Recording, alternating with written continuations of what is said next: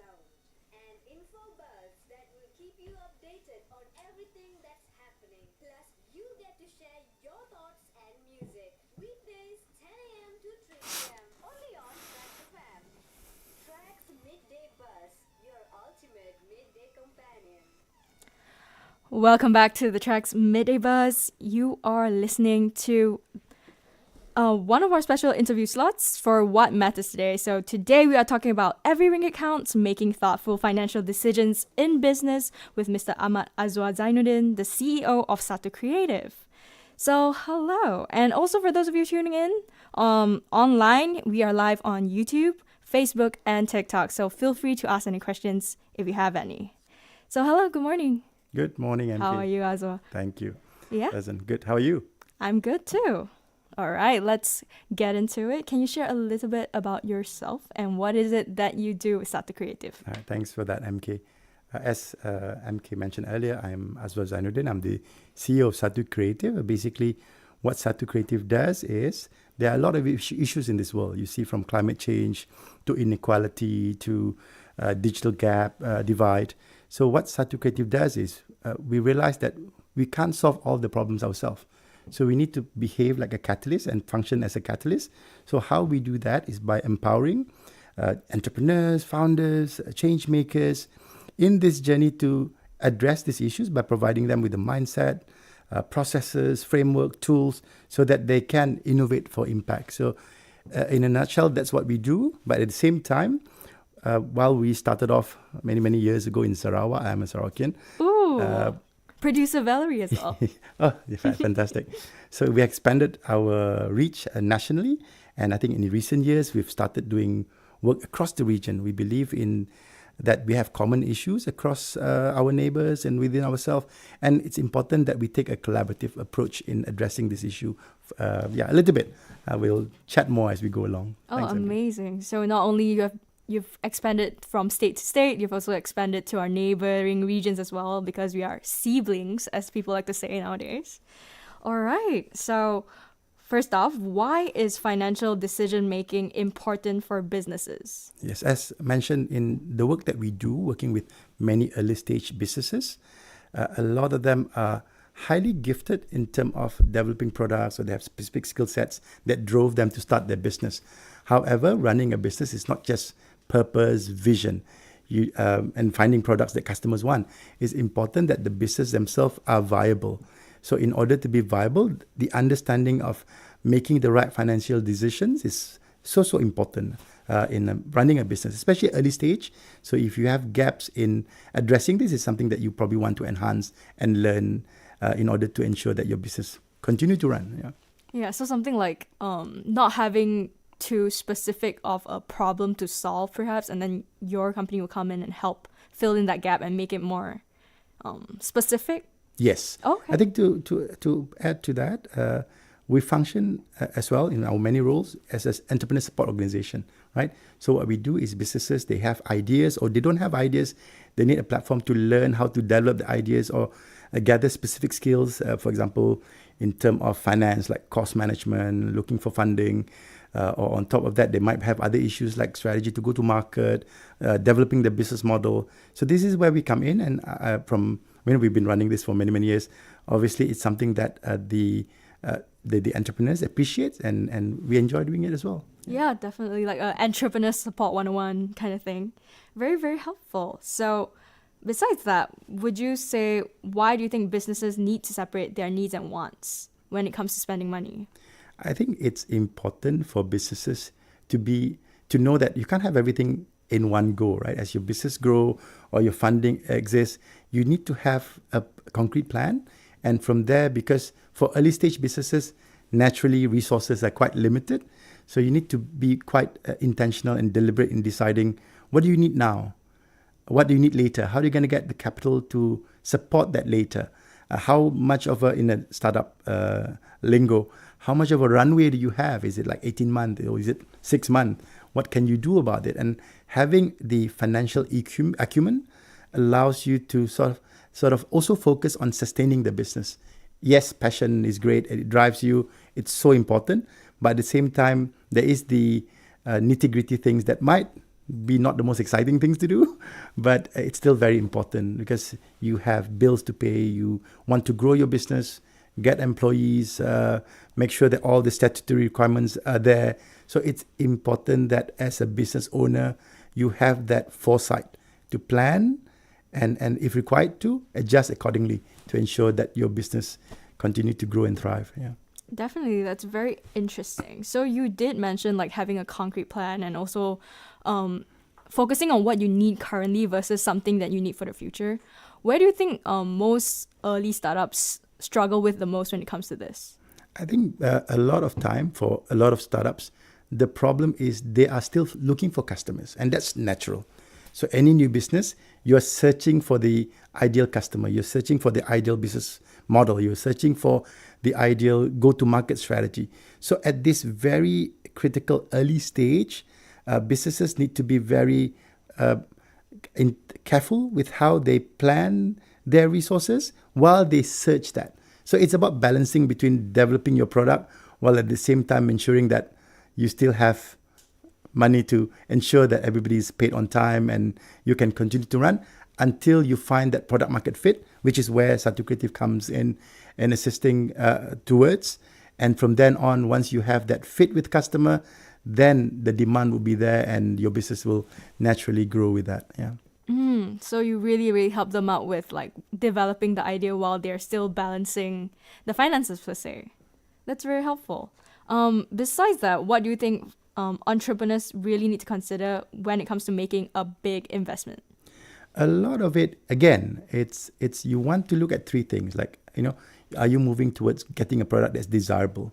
What do you need in order to deliver that product in a way that, as I mentioned, a minimal viable product or product market fit, where customers accept that product and you're able to deliver it as per the expectation and within your cost budget so that you are making money. But lastly, how do you ensure that it continues to run? Because running a business is not just getting a customer. It's about retaining it, growing it, and balancing all of this as while you are doing all the promotion and marketing and product development. So yeah, all these three elements, desirability, feasibility in terms of product, as well as viability, so critical for business at the early stage. Yeah. Yeah, definitely a lot of moving parts to consider. Business is not just about selling, it's about having a good product, marketing it well, all of that all plays a part. So before we go into more questions, we're going to go for a short break. For those tuning in right now, we were just talking to Mr. Ahmad Azuar Zainuddin, the CEO of Satu Creative, about making thoughtful financial decisions in business. And we are going into Bruno Mars' Risk It All, one of the songs that Mr. Azuar himself selected.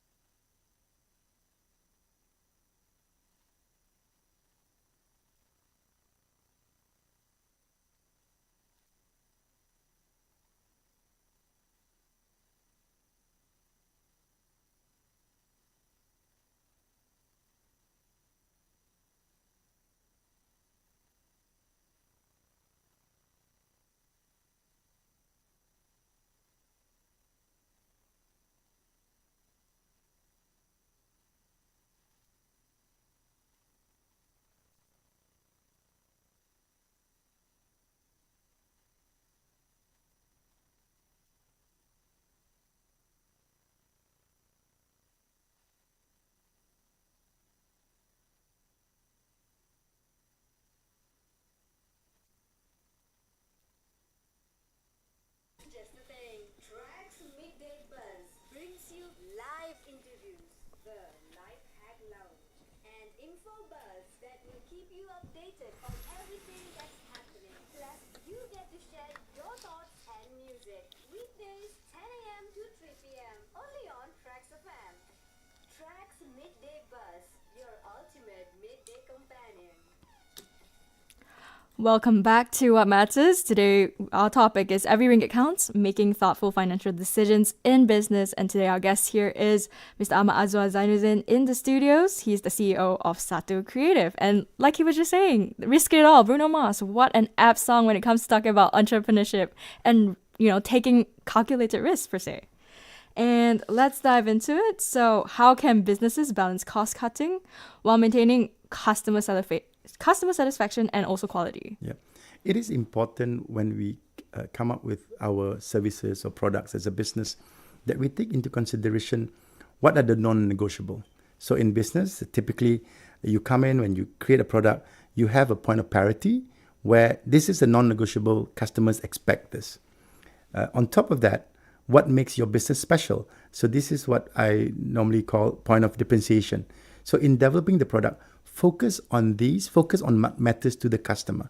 So at Satu Creative, I think one of the reasons why a lot of organizations, mostly large organizations, engage us is because the human-centered or design thinking approach that we bring to the table. And a lot of that focuses on empathy, focuses on really understanding the core of the need of the customer. So when you focus on that, you eliminate waste. Right, you de-risk because you're basically building products that connects with customers, and through that you're able to balance between, because if the customer loves your product, right, they're not buying price, they're not economic buyer, they're looking at value, right? So being able to present that through tools and frameworks and mindset of being close and being connected and applying empathy to users. So that, I think, would be the practical term, because if you look at numbers are sometimes lagging indicators. Right? You can look at the numbers until your eyes turn red, right? It's not going to change anything. But more important is, as a business, you're offering something of value. You've calculated the unit economics involved here to ensure that the margins is there, that you can be a running concern. So that's what I would advise in terms of how to balance between cost cutting and maintaining quality, because once the quality drops, customers have choice.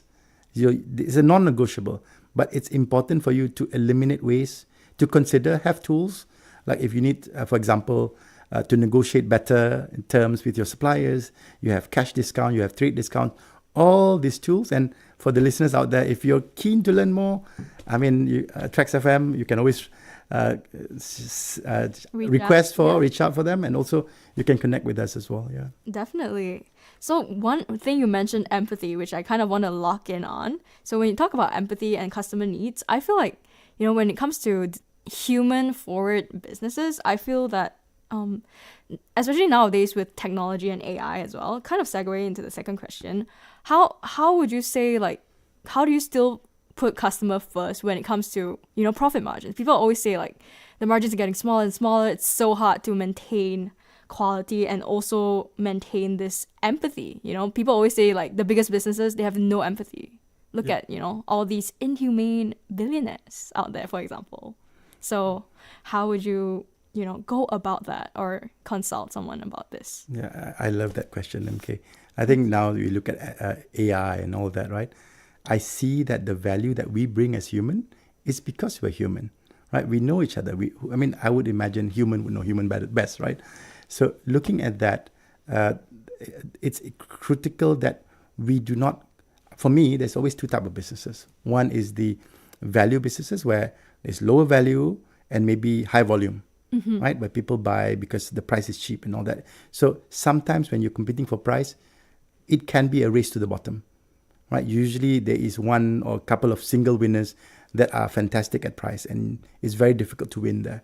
But the other direction is to look at creating value, right? Hence, people buy your product because they love your service, they feel that you understand them, it's tailored to their needs. So these are consideration, and it's not just at the product point itself. it is across the purchasing journeys, across the value chain where you can offer this value and people see that value. And I can share from my own experience. Love that. Like during the pandemic, right? Mm-hmm. So I see a lot of businesses were struggling and all that. But a lot of my customers say, we're here with you Smooth sailing. all the way as well. Why? Because we have empathy, we have connection with them. They have empathy for us as well because you have connection. It's no longer just business, right? And I always share this in my workshops that typically people do business for two reasons. Number one, do business with you. I mean, number one, they like you. Okay. Number two, they trust you. So Yeah. if you can build those two things, again, I'm not in any way a financial analyst here. I'm looking at more from real experience that from myself as an entrepreneur for many, many years, at the same time with the entrepreneurs that I work with. So as long as people like you, as long as people trust you, and this can be a product, it can be a brand, can be a service, you're probably more set than others. Oh, definitely.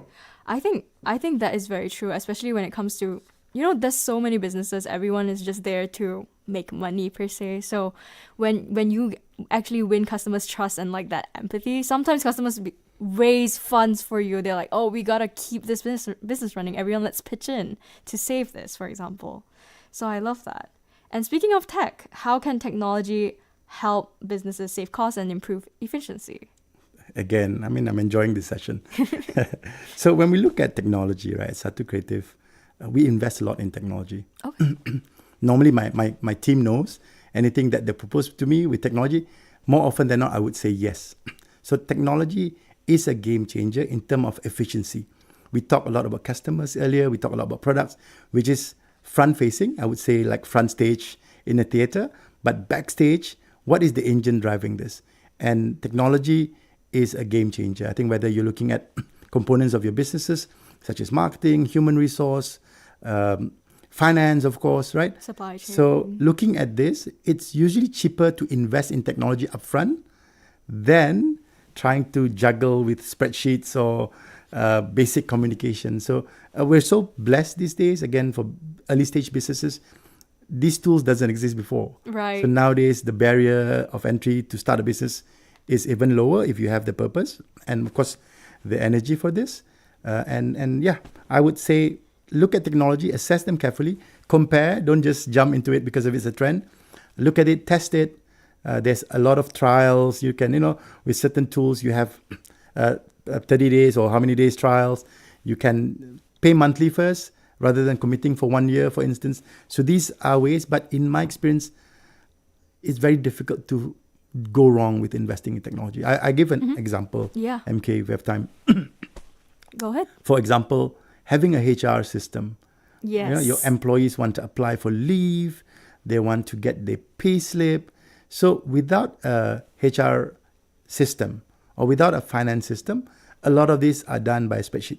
And this could take hours, for example, for something that it's automated and it saves a lot of time. So when we look at the value of your time, the investment yield huge and immense return. So I would recommend for early stage businesses to plan, think carefully, don't just jump into it. Look at what the needs are. Are you able to maintain the technology that you sign up for? Because it's important that when you pay something, if you don't use it, of course, it's going to be risk and waste, right? Yes. So it's important for you to assess, okay, do I have the bandwidth? Do my team have the bandwidth to use this tool? If the answer is yes, does the tool is expected to tackle all the issues that otherwise was fragmented and all over the place to begin with? If the answer is yes again, then you have the answer there. Yeah. Definitely. I definitely agree when it comes to tech. But yeah, it's very interesting to hear that you encourage business to have a trial period, see whether it's something that's specific to your business, whether it works for you specifically, because every business is different. And other than that, should businesses prioritize profit or customer affordability? Just now you talk about, pricing low, doing volume. When it comes to economic challenges specifically. Yeah. I would say, again, going into the trust and likability part, right? Because when you have this, when there is economic challenges, at least it gives you one advantage where the customer has what we could say product or brand love to what is it that you offer. Secondly, is also loyalty, because you've built that relationship and so on. But I'm not in any way trying to sort of put down the risks of economic challenges, because these are macro challenges and it affects everybody, and people can't afford it, they can't afford it. So in this instance, I think a good direction, rather than looking at cutting costs with the products and all that, is looking at internally and perhaps renegotiating your supply chain, your vendors, so that you are prepared, and also to have some cash reserve.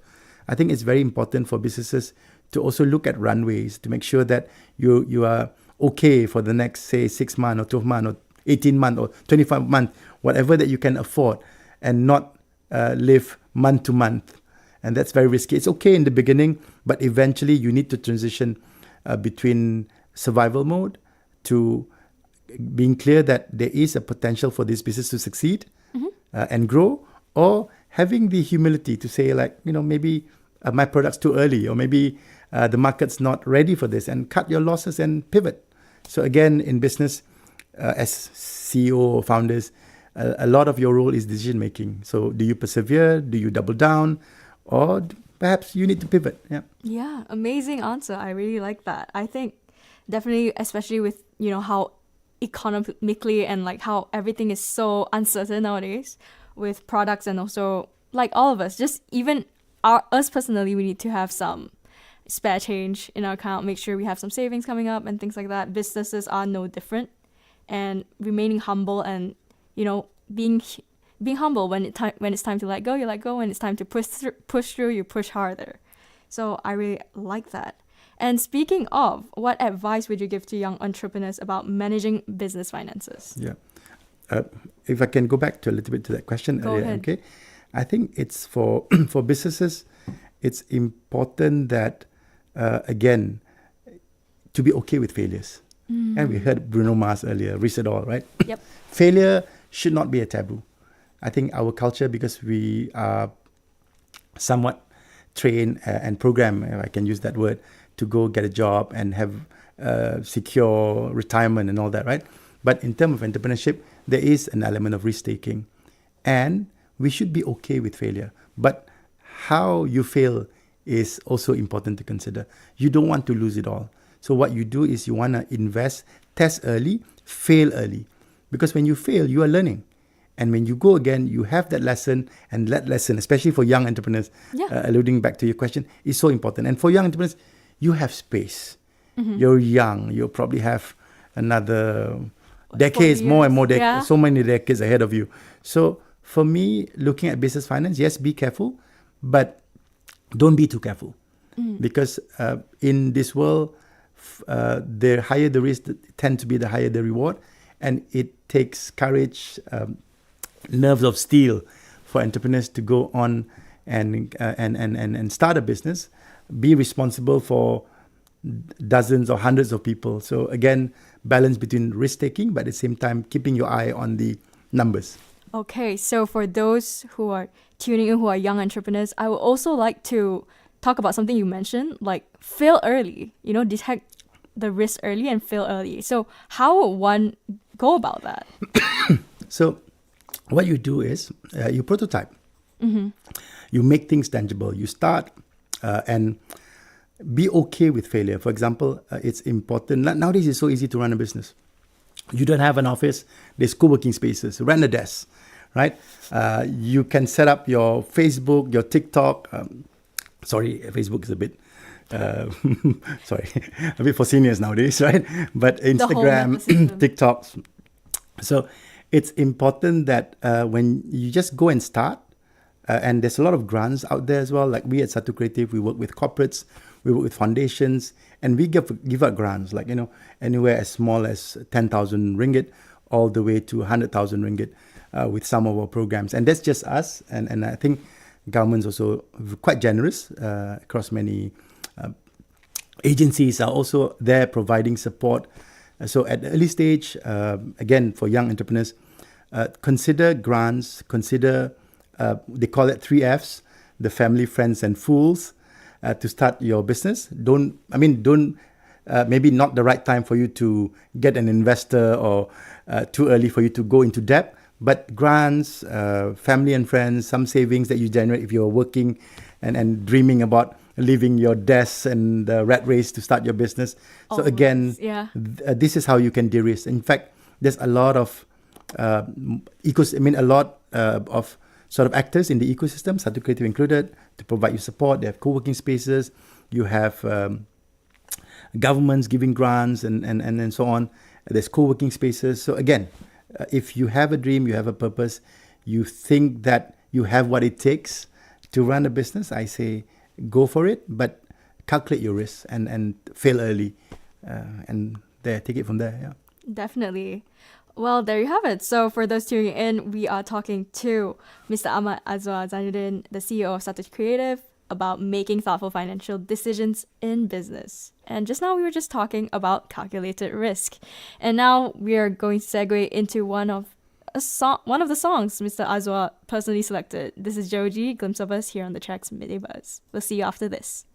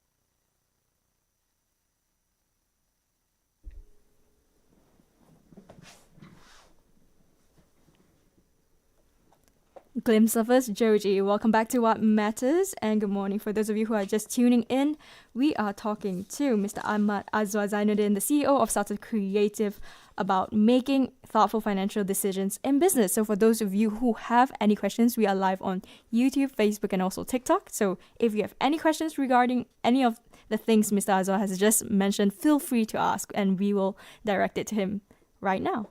So let's jump back in, Mr. Azuar. Can you share an example of a financial decision that greatly impacted your business? Thanks for that, MK.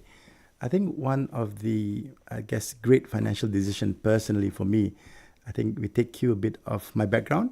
I spent my early career as an academic. So I spent 5 years teaching at this university in Sarawak called Swinburne University. Okay. And I think for me, that experience being a teacher, you can put it like that, sort of instill and imbue in me the importance of education. So for me, one of the great financial decisions that I have done over the years is to continue educating yourself. And I think it has yielded so immense returns that I personally could have never imagined as a boy coming from Sarawak, right? So I would say that it's always good to invest in education. Like for me, I continue to train even though I'm quite senior in my role now, right? I continue to attend conferences, attend workshops. I still enjoy being a participant.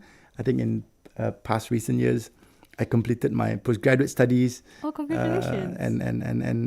And did that as well. So I should have been calling you Dr. Azuar. No, I'm not. I did my master's. Sorry, not yet. I want to. Oh, soon.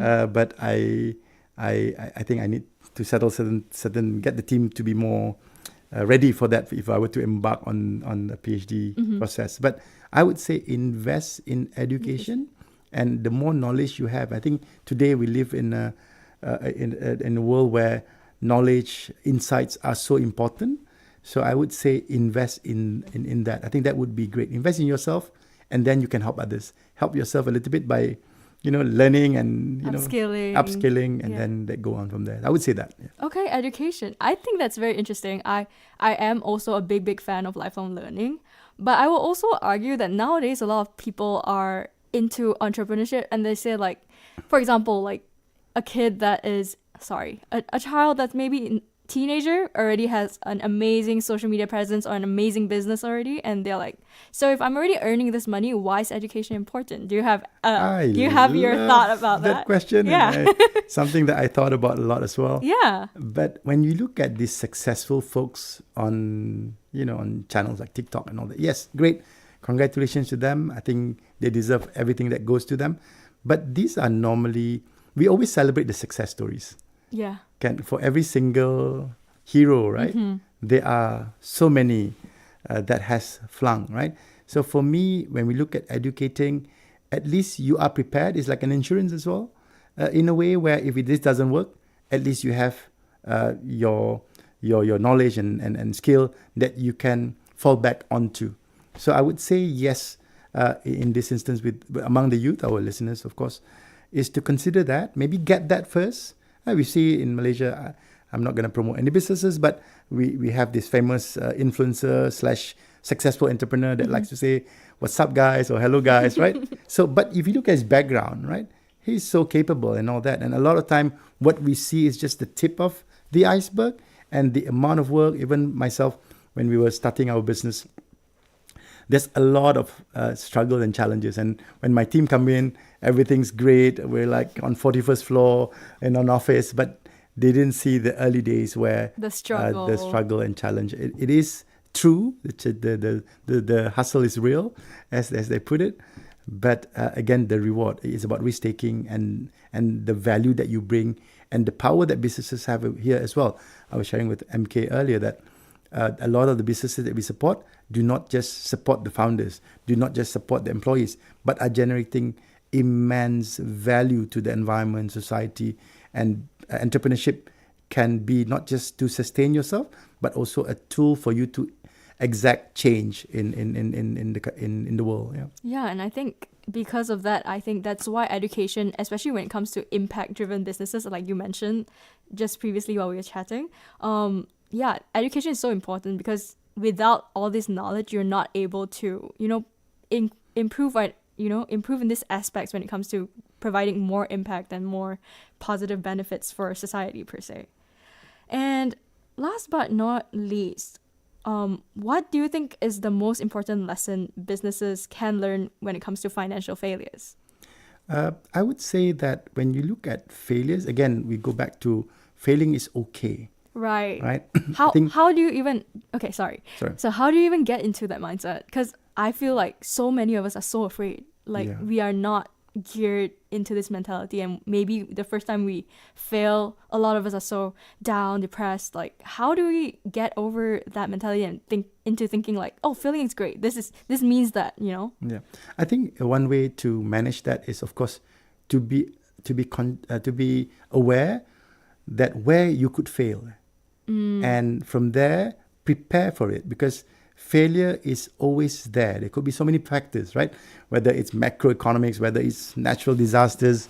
A lot of people never expected COVID would happen as how it happened, right? So again, don't be too hard on yourself. Draw from the learning. Every day you're learning, every day you're growing. And when you fail, you're not starting from zero. You're starting from a point where you have a lot of wisdom, a lot of insight. And that is how I would look at failure. I think you're right. I saw a couple of questions relating to failure, relating to challenges. And while it is real, it is also not as bad as we think it is. Yeah. And a lot of it is perception, and perception may not be true. So if you believe in your business, you believe in yourself, you believe that there is a market for this, it's sizable enough, go for it, right? But there are questions that you need to answer before you embark on the journey. Yeah. Yeah, definitely. I think it's, like you said, it's very important to have that belief in yourself, and also to have that very good intention and very strong drive, and know what it is that you want to do before you start this business. And yeah, thank you so much for sharing, Ms. Azuar. So it has been really, really insightful. I think I've learned so much more about business and how we can, balance everything, all the aspects of profitability with impact, with customer happiness and satisfaction. So thank you so much. Is there any way our listeners can reach out if they would like to? Thanks for this. You can always go to our website, satucreative.com. And of course, we are on many of the social media handles on Instagram, LinkedIn. So if you're interested to start your business and need a bit of guidance and mentoring as you start, please reach out to us at Satu Creative. Thank you so much, MK, for this. Thank you so much for coming to the studio with us today. And yeah, thank you everyone who was tuning in on Facebook, YouTube, and also our TikTok live at TRAXXfm Official. And stick around, everyone. The news will be up at the top of the hour, and then it's back to more music and vibes with me, MK, on the Trax Midday Buzz.